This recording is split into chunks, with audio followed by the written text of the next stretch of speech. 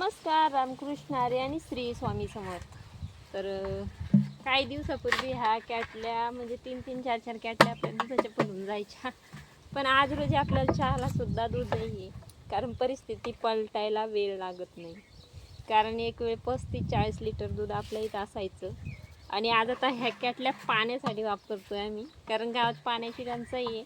तर या भरून न्यायच्या आणि कूलरचं म्हणजे 3 कॅटल्या नेले की दिवस जातो आणि 3 संध्याकाळी नेले की रात्र जाते. असे दाजीला सांगितलं कूलर चालू करायचं म्हटल्यावर पाणी तुम्ही शेतातून आणा, तर आपल्या हौदातून पाणी भरायचं आणि घरी न्यायचं. तर कोणती वस्तू केव्हा कोणत्या कामी पडेल सांगता येत नाही, कारण एक वेळ ह्याच कॅटल्या दुधाच्या भरून जायच्या आणि आज रोजी त्या पाण्यासाठी उपयोगात येतात. तर त्याच्यामुळं गर्व कसाचा नको, कोणती गोष्ट केव्हा कशाच्या कामी पडेल सांगता येत नाही. तर दाजी गेलेत मोटर चालू करायला, अजून काय मोटर चालू होईना.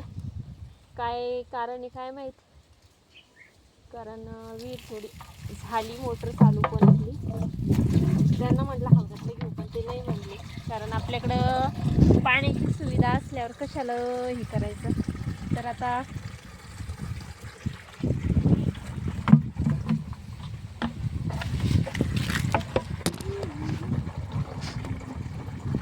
आपल्या इथं कॅटल्या भरून घ्यायच्या आणि घरी कूलरमध्ये टाकल्या म्हणजे, कारण गरमी इतकी खूप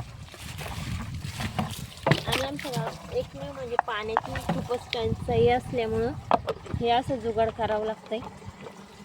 कोणत्याच धक्काने नाही काय वाटतंय.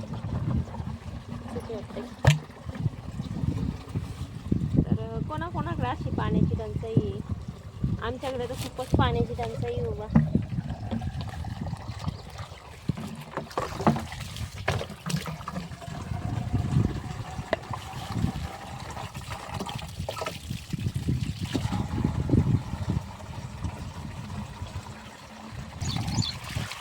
तर आता घरी जायचं तर म्हटलं चला आपण बिसलरी पण भरून घेऊयात.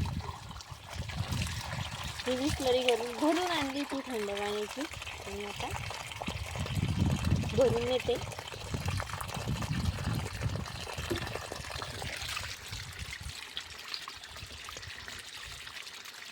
करा बंद,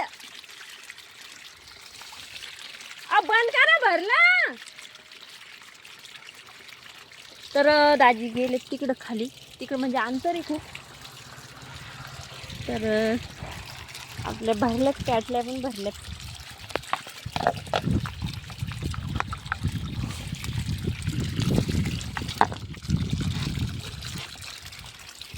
आणि आता याच्यात मी चवळीची शेंगा तोडल्यात आतापर्यंत.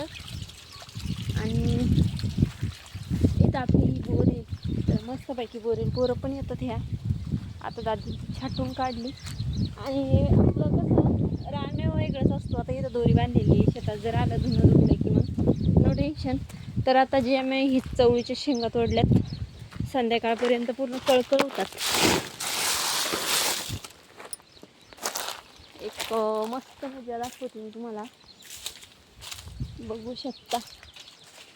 आपल्या जांभळीला मस्त असे जांभळं लागली.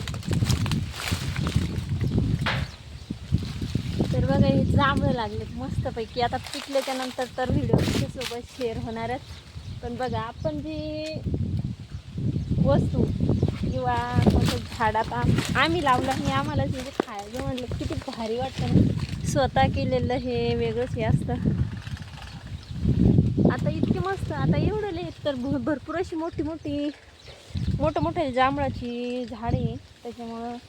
आणि हे जांभूळ काय झालं होतं की लहानपणी गाईने शेंडा खाल्ला होता, त्याच्यामुळे ही थोडी खराब झाली. तिला पण येईल पुढच्या वर्षी.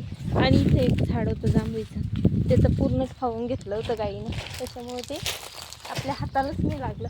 हा पण आंबा आम्हीच लावलेला आहे, हा पण आम्हीच लावलेला आहे, तो पण. तर या दोन्ही आंब्याला आंबे आले होते आता. तर चलो बाय.